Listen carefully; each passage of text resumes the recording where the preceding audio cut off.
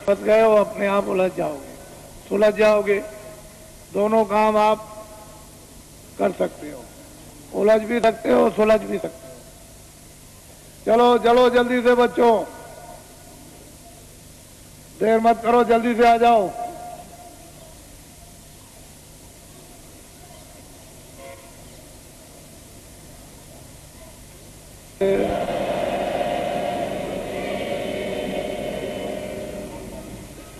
देखो, विशेष करके इस बात का ध्यान रखो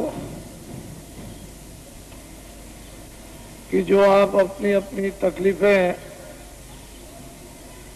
परेशानी, शारीरिक, परिवार की, समाज की या बाहर की, दफ्तर और कचहरियों की जो वर्णन करते हो, वो सुना सब जा रहा और उसका धीरे धीरे निराकरण हो जाएगा।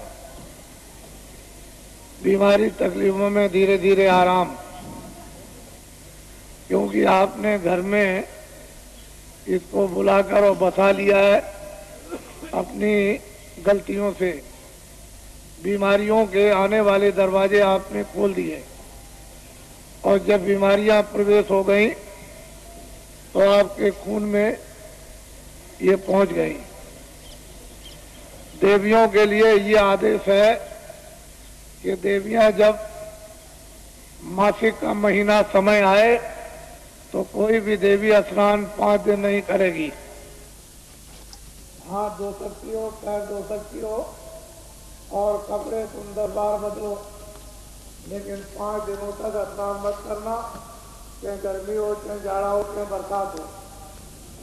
जो भी देवियां स्नान करेगी उनका खराब खून हो जाएगा और उसके खून में मिल जाएगा और ऐसी भयंकर बीमारियां होंगी जो निकाले नहीं निकलेगी और डॉक्टर के पास ना उसके पास दवा होगी ना कोई पहचान।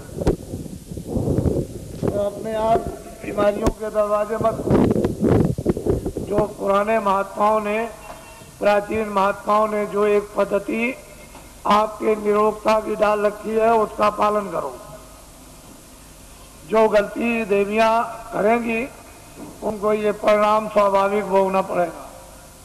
ये घर घर में ये बताया जाता था और देवियां अपनी बच्चियों को ये सब समझा लेती थी।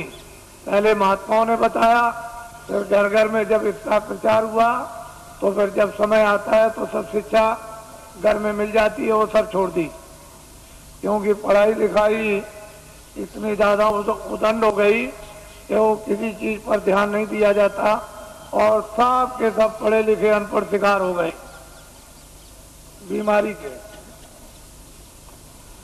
हर पुरुष और स्त्री में बीमारी प्रवेश हो गई। अब ये समझ में नहीं किसी की आता है कि बीमारी आ कहाँ से गई।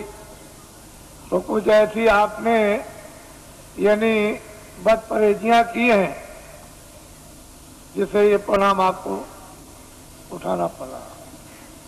ये है छोटी चीजें समझाने के लिए, लेकिन बहुत बड़ी। ये जीवन का रोना है। महात्माओं की बात छोटी सी बड़ी होती है और जीवन का आपका साथी, लेकिन जब आप उसका उल्लंघन करोगे तो जीवन की घातक हो जाएगी। ये सोचने समझने की बात है। और जहाँ से बच्चे का जन्म होता है वहीं से खराबी पैदा हो जाए तो आगे क्या होगा।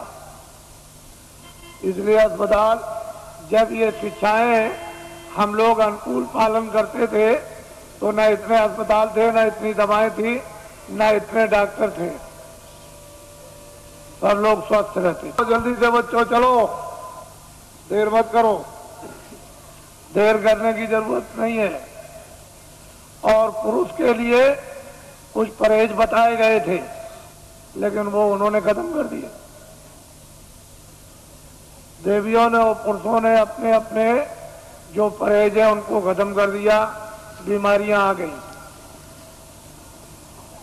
मैं तो ये समझता रहता हूं कि महात्माओं ने यदि ये शिक्षा समय पर अनुकूल शिक्षा न दी तो इतनी भयंकर बीमारियां आ जाएंगी कि अस्पतालों में न तो कोई दवा मिलेगी और न कोई बनाने वाला मिलेगा। इसकी इसकी रोकथाम डॉक्टरों के द्वारा नहीं, महात्माओं के द्वारा होना चाहिए। क्योंकि अगर रोकथाम इसकी हो जाएगी और जानकारी दे दी जाएगी तो लोग समझ जाएंगे, आने वाली पीढ़ी समझ जाएगी। चलो चलो बच्चों, चलो जल्दी से।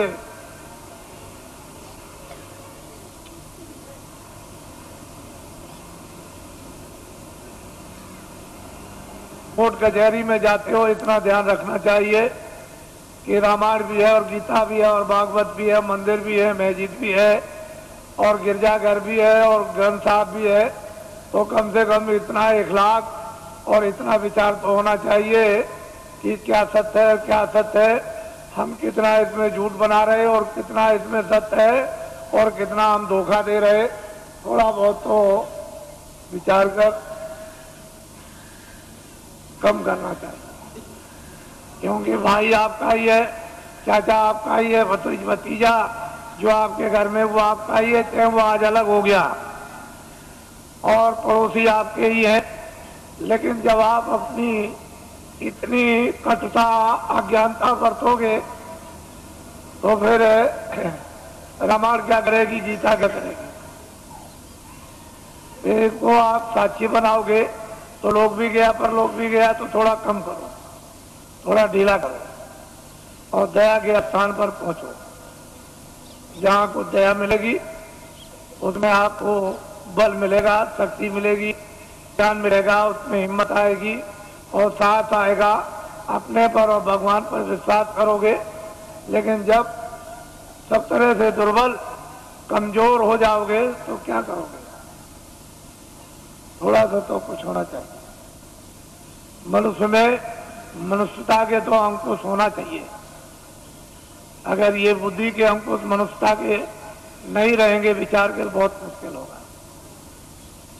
तो आज जो देखने को आ रहा तीर्थ तो अलग है, मंदिर अलग हो गया, हमारे गाँव कुछ भी इबादत अलग, लेकिन कचहरियों में तीर्थ बन गया। सुबह से आकर के शाम तक तीर्थों की तरह से जमघट रहता है। पता नहीं किस चीज में स्नान कर रहे हो, यह हालत है। उसका परिणाम यह है कि कर्मचारी अधिकारियों को भी मुसीबत, 1 मिनट की फुर्सत नहीं, तो वो भी परेशान, तुम भी परेशान, सारा का सारा माहौल परेशान। घर के काम भी गए और वो समय की बर्बादी और धन की बर्बादी अलग। कमाओगे नहीं तो खर्चा कहां से करोगे।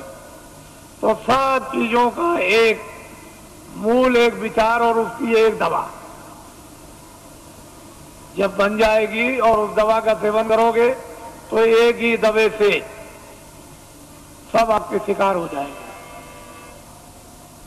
लेकिन वो चीज सब महात्माओं से मिलेगी और जगह नहीं। चलो चलो बच्चों, जल्दी से, जो नामदान के लिए आए हो जल्दी आ जाओ।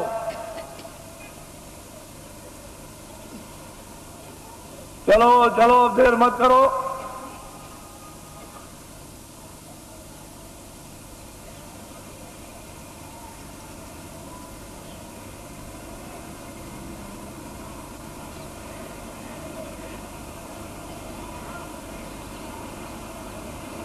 बोलो जय गुरुदेव,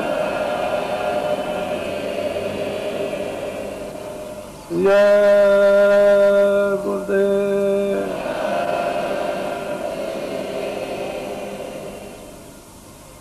जय गुरुदेव।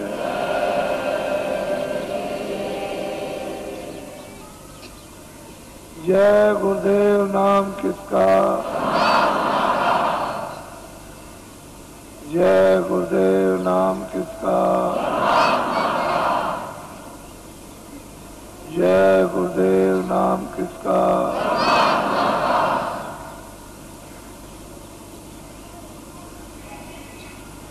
ओम ज्योतज्ञ दीर्घाकार संगठन की, ओम ज्योतज्ञ दीर्घाकार संगठन की, ओम ज्योतज्ञ दीर्घाकार संगठन की।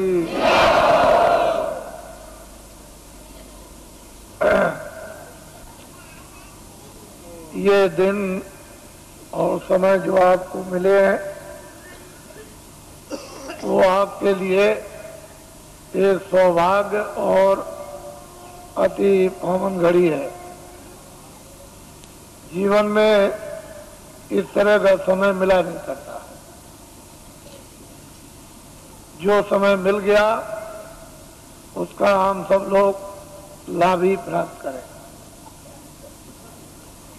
एक ऐसा छोटा मोटा एक सेवा का स्थान आप सबको प्राप्त हुआ जहां सब तरह की सेवाएं होती हैं। सामाजिक कोई व्यवस्था तोड़ना फोड़ना नहीं, ना पुरानी बिगाड़ना, नई बनाना। जो जो व्यवस्थाएं प्राचीन काल से ऋषि मुनि महात्माओं ने आपको निर्धारित करके उस पर स्थापित कर दिया, उसी के अनुकूल जो थोड़ी बहुत गंदगी और उसमें व्यवहारिक अज्ञानता आ गई, उसी का शुद्धिकरण करा लीजिए। बस अपनी अपनी जगह पर आ जाओगे। कुछ नया बनेगा नहीं, कुछ पुराना बिगड़ेगा नहीं, और इसमें किसी को कोई परेशानी उठानी नहीं पड़ेगी। नए बनाने में परेशानी, पुराने बिगाड़ने में परेशानी। तो ये मुसीबत कौन मोले?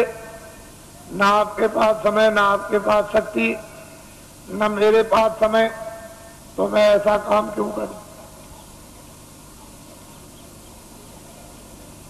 वो काम कर दिया जाए जिसमें शुद्धि हो जाए और सब लोग उसी डरे डांटे पर आ जाए। और जो व्यवहारिक जैसे जन्म होता है, परवरिश होती है और अंत में उसकी प्रलय हो जाती है, उसी तरह का अब जन्म तो आपका हो गया और परवरिश हो गई, तो अब आपको क्या करना है ये जानकारी आपको होना चाहिए। क्या क्या दायित्व तो आपको अपने गृहस्थ आश्रम में प्रवेश होने के बाद पूरे करने हैं, ये जानकारी हो जाए। और इसी आश्रम में जब आप प्रवेश हो जाओगे तो उसी समय काल के अंतर्गत आपको क्या क्या करना अपनी आत्मा के लिए, जिससे शरीर का और अपनी जीवात्मा का दोनों काम हो जाए। ये भी, इसका भी पूरा पालन पोषण और निरोगता और इसी में रहकर के जीवात्मा का जागरण और ज्ञान, साथ ही साथ मौत मरने के पहले मुक्ति और मोक्ष। यदि आपने ये काम गृहस्थ आश्रम में इसी समय के अंतर्गत आपने इसके लिए भी थोड़ा समय बचा लिया। खत्म होने की क्रिया तो सबने की है और सब लोग लोभ लालच में फंस करके और देर को उसको स्वाहा करना चाहते थे, लेकिन प्रभु को इसलिए बचाना अनिवार्य है। युग युग समय समय पर पड़ता है कि कर्म क्षेत्र भूमि है, यहाँ अधिकार कर्म करने का मिला। फिर इन्हीं कर्मों से प्रारब्ध बनेगी, आगे का भोग मिलेगा। भोग जब मिल जाएगा तो उसको भोग लो और उसी भोग के साथ साथ कोई और नया कर्म कर लो तो आगे का मिल जाएगा। और उसी के साथ साथ अगर आपने अपने आप को जगा लिया तो भोग भी भोग लोगे और इससे इसलिए छुटकारा पा जाओगे कि आगे कोई ऐसा कर्म आपके पास नहीं होगा जो दोबारा प्रारब्ध बन जाए तो आप निवृत्त हो जाओगे, कल्याण हो जाएगा। तो ये औषधि जड़ी महात्माओं के पास जब दे देते हैं तो पुण्य को नहीं जमा होने देते और पाप को। इनमें से दोनों आगे जब जमा नहीं होंगे तो आगे की प्रारब्ध नहीं बनेगी। जब प्रारब्ध नहीं बनेगी मनुष्य की 84 की नरकों की, तो फिर आगे तो छुटकारा जीव के लिए है ही, छूट जाएगा। पापी पुण्य की तो बेड़ी है, एक लोहे की बेड़ी और एक सोने की बेड़ी, लेकिन दोनों अगर बांध दिए जाए तो कोई काम नहीं कर सकता। दोनों बेड़ियों से छुटकारा हो जाए तो आत्मा, ये जीवात्मा न जल में न मरे।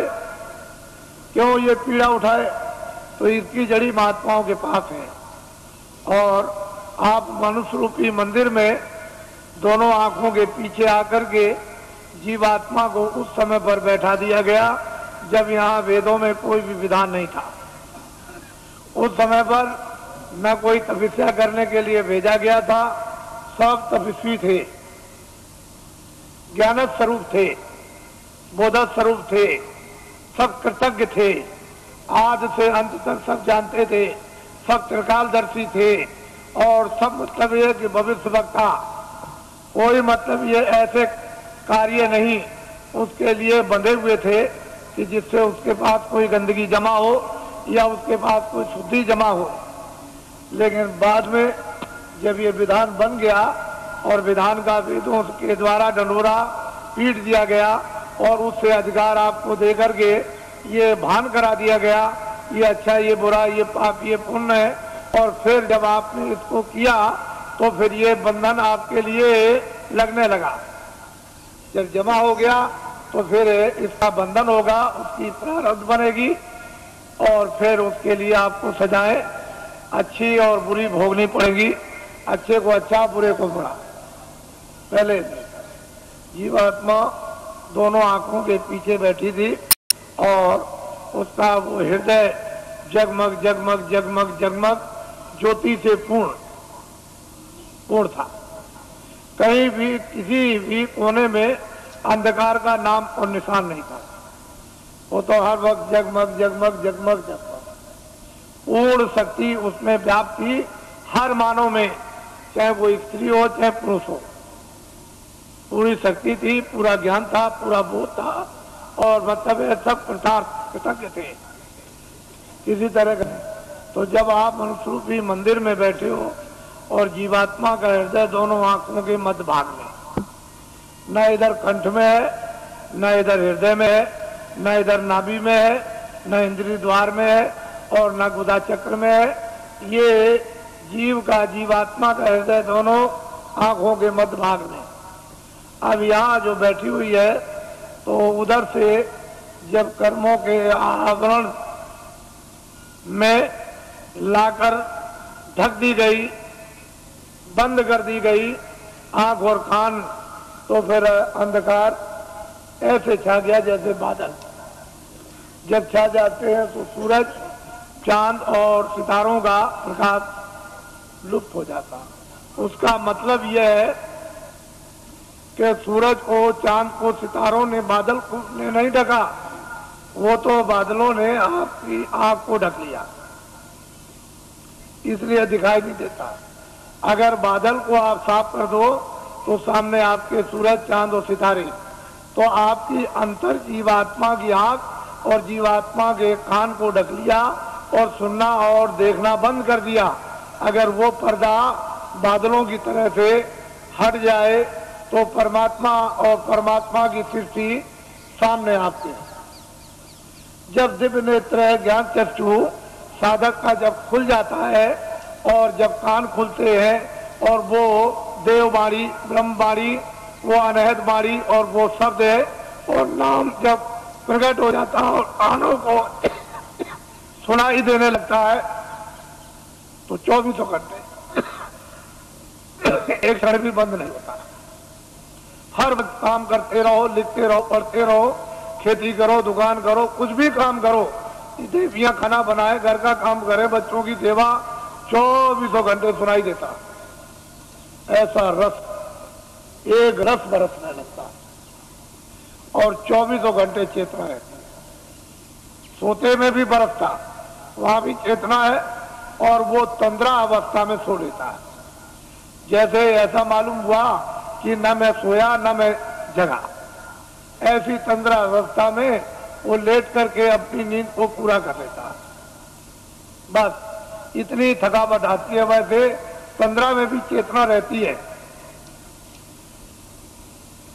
तो ये साधक के लिए कलयुग में उस प्रभु ने और महात्माओं ने दया करके सुलभ कर दिया और ये बताया है कि अब आपको कठिन साधन नहीं करना। कठिन ध्यान नहीं करना है, कठिन योग नहीं करना, कठिन नाम की कमाई नहीं करनी और कठिन प्रभु का स्मरण नहीं करना, सहज करना। और सहज ही से तुम नाम पर सवार हो जाओ। नाम एक रेलगाड़ी, हवाई जहाज है और वो इतनी तेज रफ्तार से आता और जाता है कि इसकी कोई कल्पना लेखे जोखे में किसी तरह गणित में नहीं कर सकता। इतनी उसकी तेज रफ्तार है और बिजली का भी, समुद्र की लहरों का भी प्रमाण नहीं दिया सकता, इतनी तेज रफ्तार उसके आने जाने की है। ऐसी चीज निर्धारित अनाज काल से उस मालिक ने तैयार कर रखी है। लेकिन अब जब भेद मिल जाए, युक्ति मिल जाए और उस पर जीवात्माओं को सवार कर दिया जाए तो वो चेतन है। वहां तेल पानी की जरूरत नहीं, वो तो चेतन है, जड़ नहीं है कि जड़ को तेल पानी मिले। चेतन ही चेतन है, न तेल पानी, न आगे की जरूरत, न वहां हवा की जरूरत। वो तो चेतन ही चेतन है और जीवात्मा भी चेतन है। तो असल में यह है कि शरीर में एक तो गुदास्ता, दूसरा इंद्रिय, तीसरा नाभि कमल, चौथा ये हृदय द्वार और पांचवा ये कंठ।